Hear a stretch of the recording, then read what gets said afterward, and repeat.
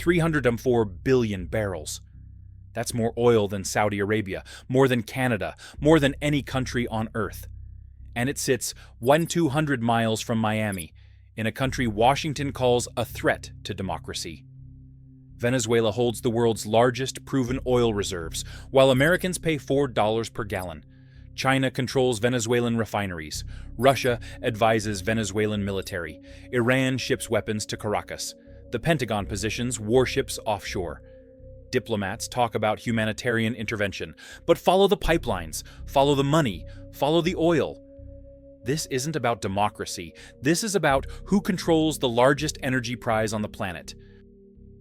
The numbers are staggering and undeniable. Venezuela's Orinoco Belt contains 304 billion barrels of proven reserves. That's 17.5% of global proven reserves in one country. Saudi Arabia holds 258 billion barrels. Canada has 171 billion barrels. Venezuela beats them both. At current prices of $80 per barrel, Venezuela's oil is worth $24.3 trillion. That's not annual production. That's total value sitting in the ground. Control Venezuela's oil, and you control energy security for the next century. That's worth fighting for. That's worth dying for. That's definitely worth sanctions, coups, and military intervention. But here's the catch. Venezuelan oil is heavy crude. Extra heavy. It requires specialized refining. You cannot just pump it and sell it. It needs mixing with lighter crude or processing in complex refineries. Only a handful of refineries worldwide can handle Venezuelan heavy crude.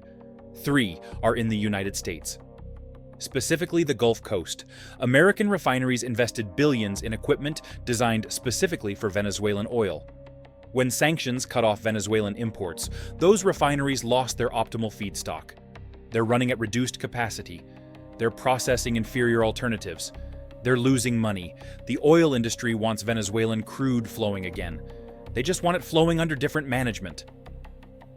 China saw the opportunity Americans created. When Washington imposed sanctions, Beijing offered cash. Chinese companies now control significant stakes in Venezuelan oil production. China National Petroleum Corporation operates multiple joint ventures. China gets 500,000 barrels per day shipped directly to Chinese refineries. That oil fuels Chinese economic growth.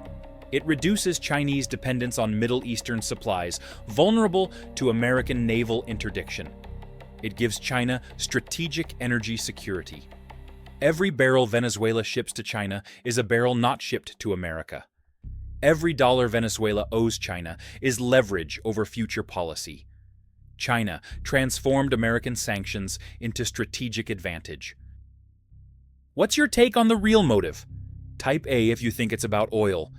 Type B if you think it's about democracy. Russia's role is equally calculated. Moscow doesn't care about Venezuelan oil. Russia has plenty of its own. But Russia cares deeply about challenging American influence in the Western Hemisphere. Venezuelan military uses Russian weapons. Russian advisors train Venezuelan forces. Russian electronic warfare systems protect Venezuelan air defenses. Russian technical support keeps Venezuelan oil flowing, despite sanctions. This isn't charity, this is geopolitical chess. Every dollar Russia invests in Venezuela is a dollar that annoys Washington. Every weapon Russia sells is a capability that complicates American military options. Russia turned Venezuela into a thorn in America's side for minimal investment. Iran brought its own expertise. Iranian tankers delivered gasoline to Venezuela when sanctions created fuel shortages. Iranian technicians repaired Venezuelan refineries. Iranian experience evading sanctions transferred directly to Venezuelan officials. Tehran and Caracas bonded as fellow sanctioned states. They share intelligence.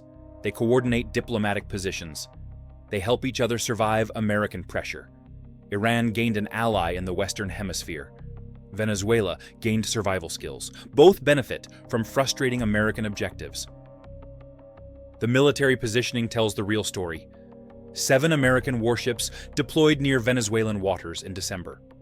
Official explanation is counter-narcotics operations. But counter-narcotics doesn't require $14 billion in naval power. Counter-narcotics uses Coast Guard cutters and patrol boats.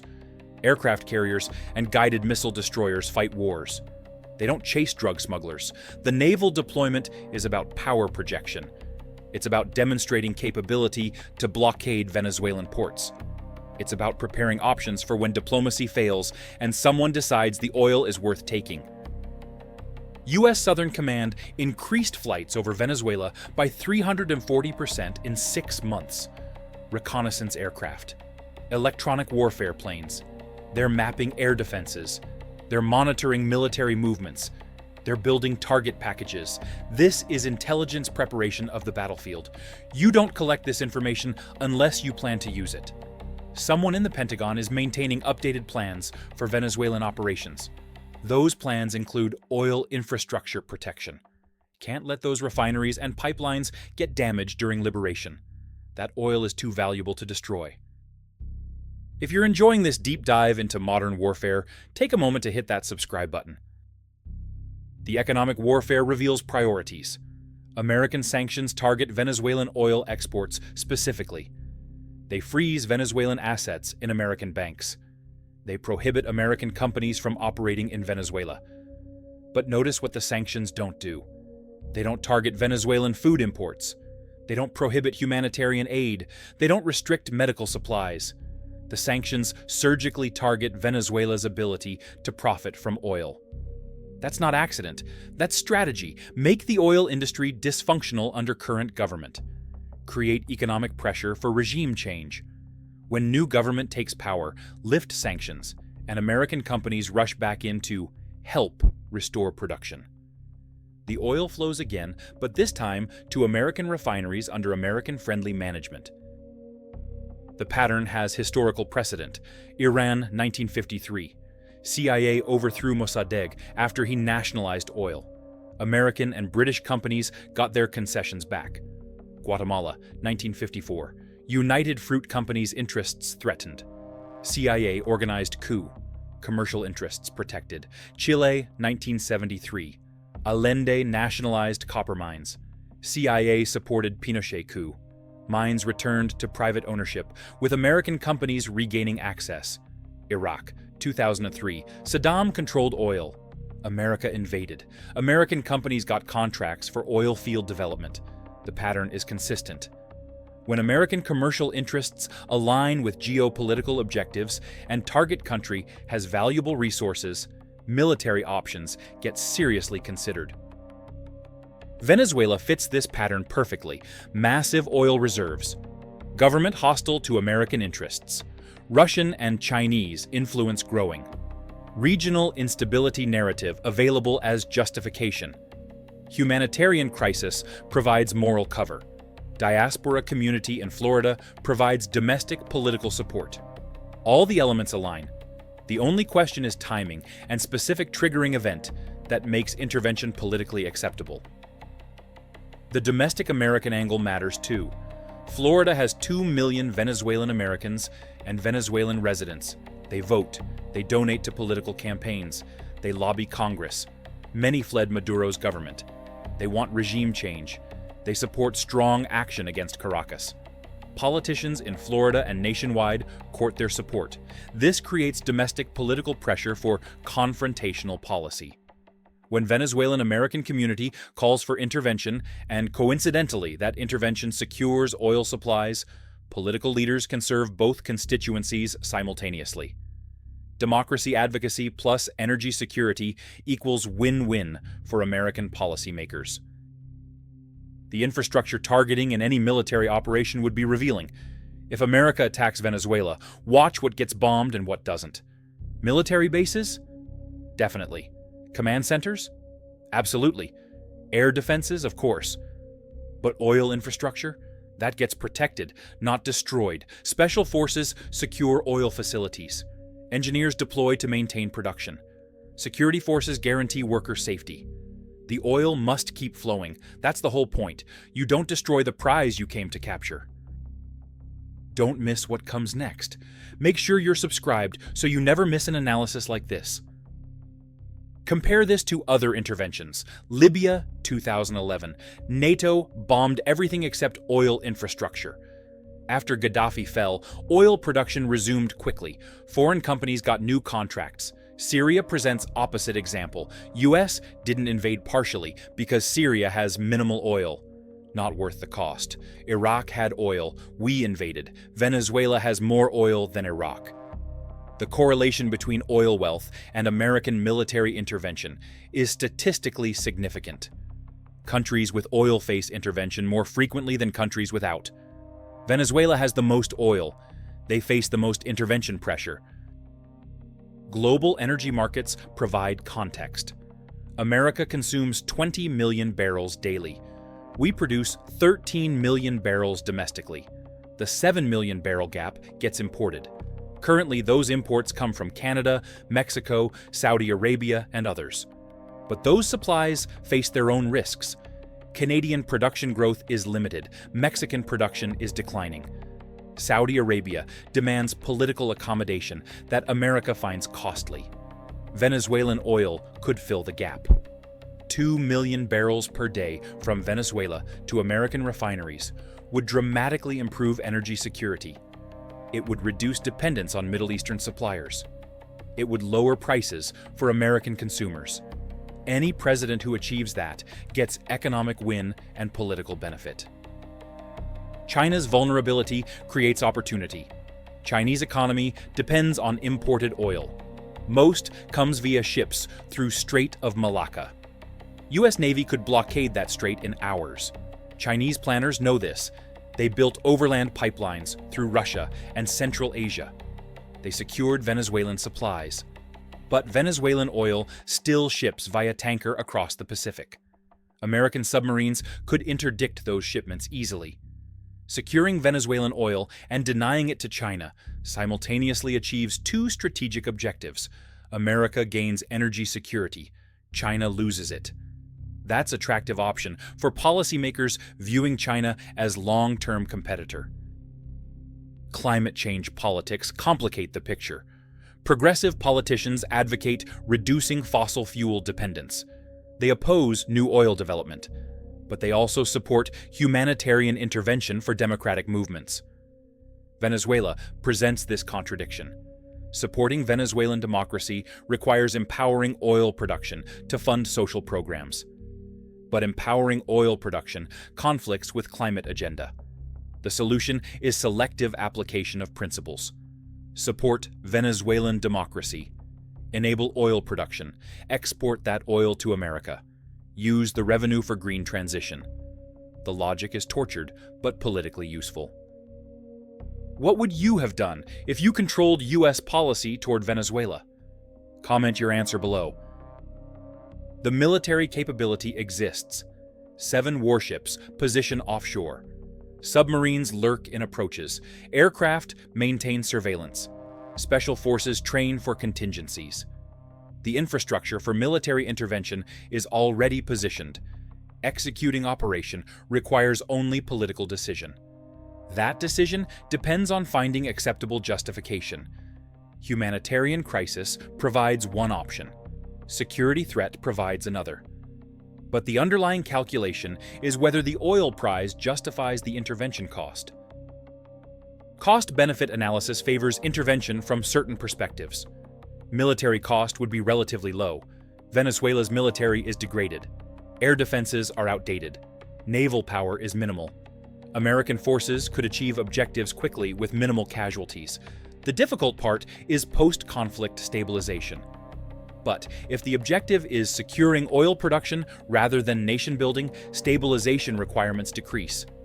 Protect oil infrastructure, ensure minimal workforce, export the oil. Let Venezuelans figure out their own politics. That's much cheaper than comprehensive reconstruction. International reaction would be mixed but manageable. European allies would protest publicly while privately supporting oil access.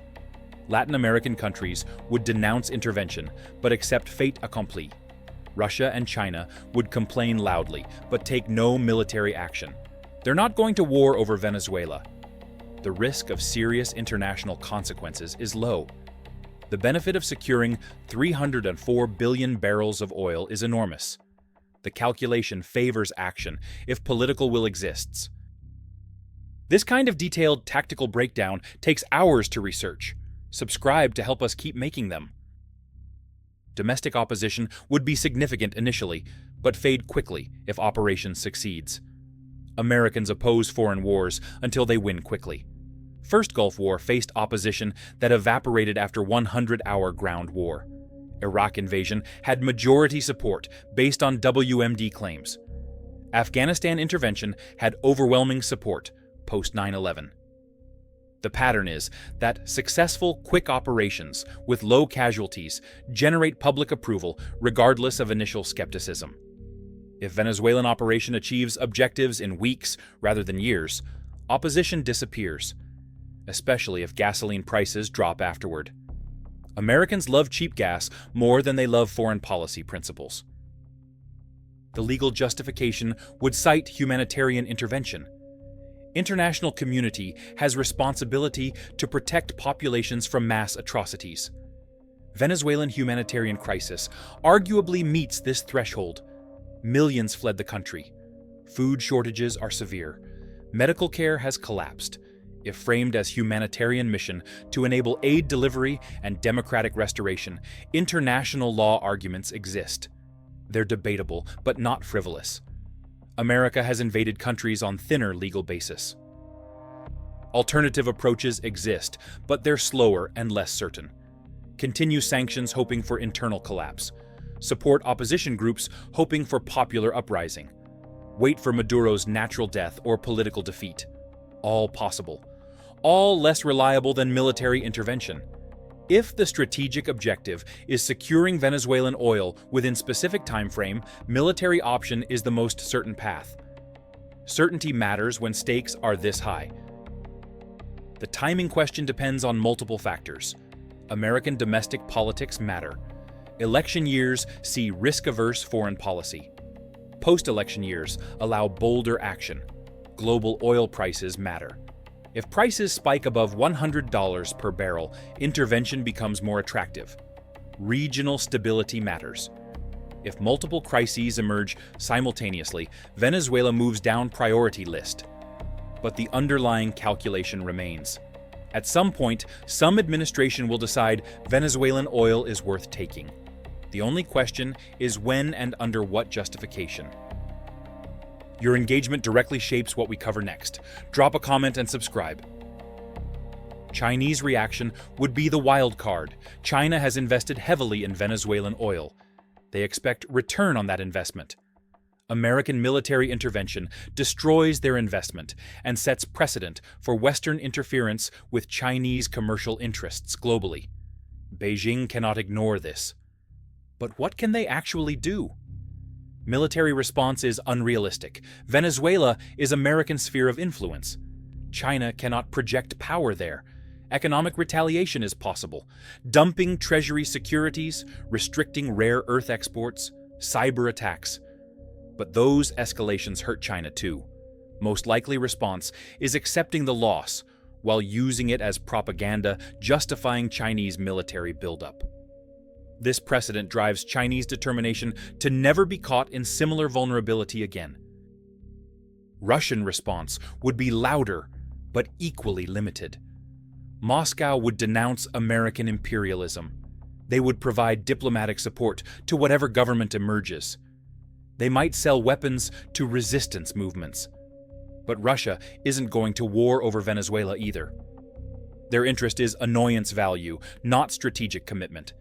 If America intervenes successfully, Russia loses a minor piece on the geopolitical chessboard. Annoying, but not catastrophic. Putin would grumble and move on. The regional implications are more significant. Brazil would be furious. Colombian would be nervous. Other Latin American countries would remember American history of intervention. Regional institutions would pass resolutions condemning the action. But none of these countries would take military action. None would impose meaningful sanctions. They would protest, then adapt.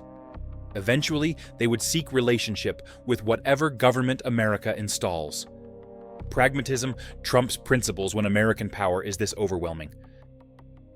The post-intervention scenario matters enormously. If America secures oil infrastructure and then leaves Venezuela to sort itself out politically, that's one outcome. If America attempts nation building, that's a much more expensive and longer commitment.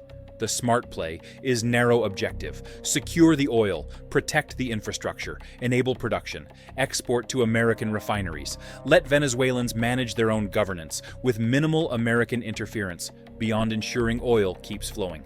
That approach minimizes cost while securing the strategic prize. If you made it this far, you're the core of our community. Like, subscribe, and hit that bell. The environmental dimension creates interesting contradictions. Venezuelan oil is heavy crude. It produces more carbon per barrel than light sweet crude. Climate activists should oppose Venezuelan oil development, but they also oppose Middle Eastern autocracies. They also support humanitarian intervention.